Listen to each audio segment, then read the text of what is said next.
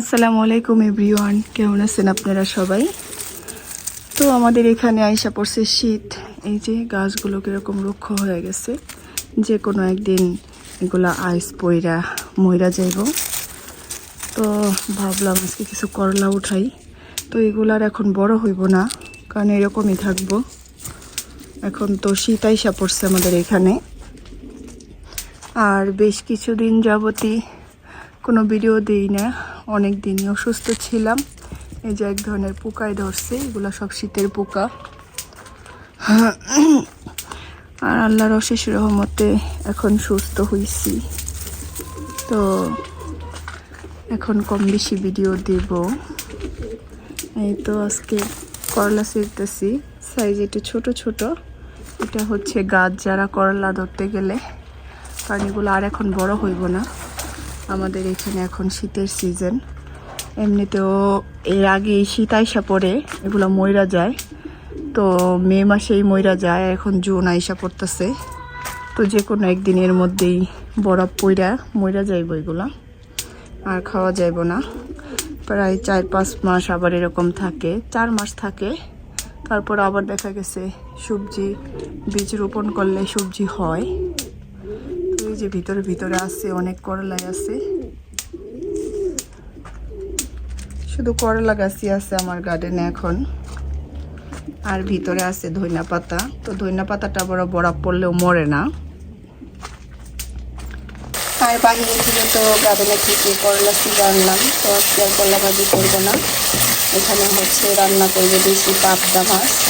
তো এখানে পেঁয়াজটা আমি মশলা দিয়ে কষাই নিতেছি, আর এখানে দিয়ে দেবো পানি। মাছগুলো ভাজা রাখছি, পাবদা মাছ রান্না করবো আজকে, বেশি পাবদা। এই হচ্ছে পাবদা মাছগুলো ভাজা রাখছি, তো এটা আজকে রান্না করব। আর এখন আমি পানি দিয়ে দিছি। তো এটা তো 2 কেজি রান্না করতেছি, এই জন্য অল্প একটু পানি দিছি।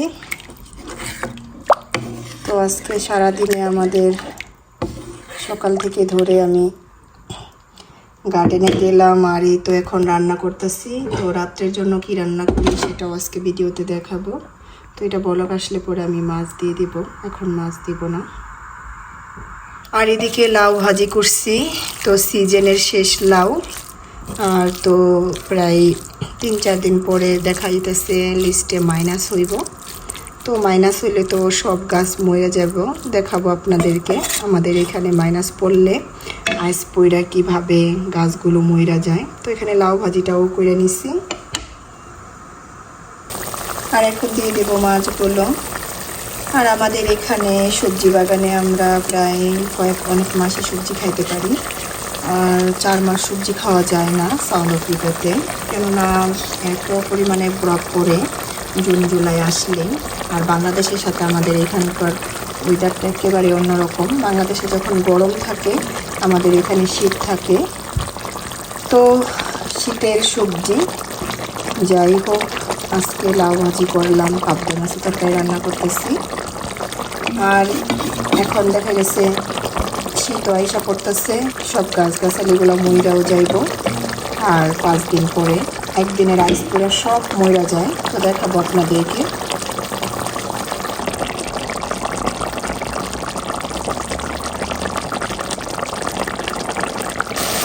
এই তো তরকারি রান্না শেষ হয়ে গেছে। তো দিয়েছিলাম ধইনা পাতার গ্রামটা খুব ভালো লাগে, তো দিতে দিল। আর বন্ধ করে দিলাম চুলা, আর শুকাবো না।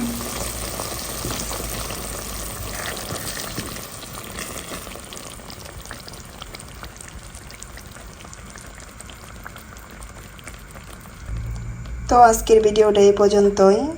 বলছিলাম রাতের খাবারের ভিডিওটা শেয়ার করব অন্য একদিন। তো দেখা হবে অন্য কোনো ভিডিওতে। লাইক কমেন্ট শেয়ার করবেন, সাবস্ক্রাইব করবেন। আল্লাহ হাফেজ।